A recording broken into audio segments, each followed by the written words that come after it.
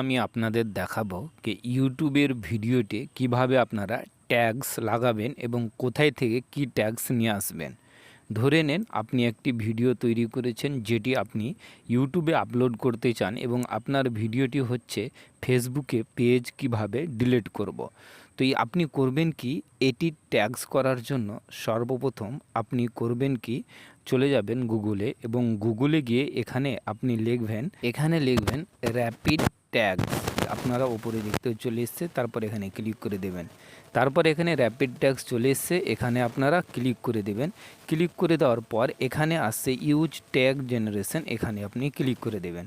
তারপর এখানে লিখবেন কে ফেসবুক পেজ কিভাবে ডিলিট করতে হয়। তারপর এখানে আমি সার্চ করব, এখানে আপনারা দেখবেন অটোমেটিকলি অনেকগুলি ট্যাগস জেনারেট হয়ে চলে এসেছে, যখন দেখতেই পাচ্ছেন। পেজ ডিলিট করে কিভাবে, ফেসবুক পেজ ডিলিট করে কিভাবে, ফেসবুক পেজ ডিলিট কিভাবে করবেন কি, আপনি এখানে কপি ট্যাগস করে নেবেন। তারপর আপনি ব্যাক চলে আসবেন আপনার সেই ভিডিওটি ইউটিউব স্টুডিওতে যেখানে আপনি ট্যাগটিকে ব্যবহার করবেন। তো এখানে আপনারা দেখতে পাচ্ছেন ফেসবুক পেজ কিভাবে ডিলিট করব, এখানে আমি ক্লিক করে দেবো।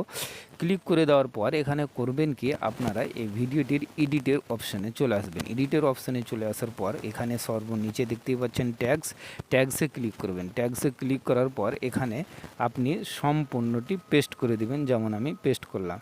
তারপর আপনারা এখান থেকে এটিকে আপলোড করে দিবেন। তো এইভাবে আপনারা খুব সহজেই ইউটিউবের ভিডিওতে ট্যাগস ব্যবহার করতে পারবেন।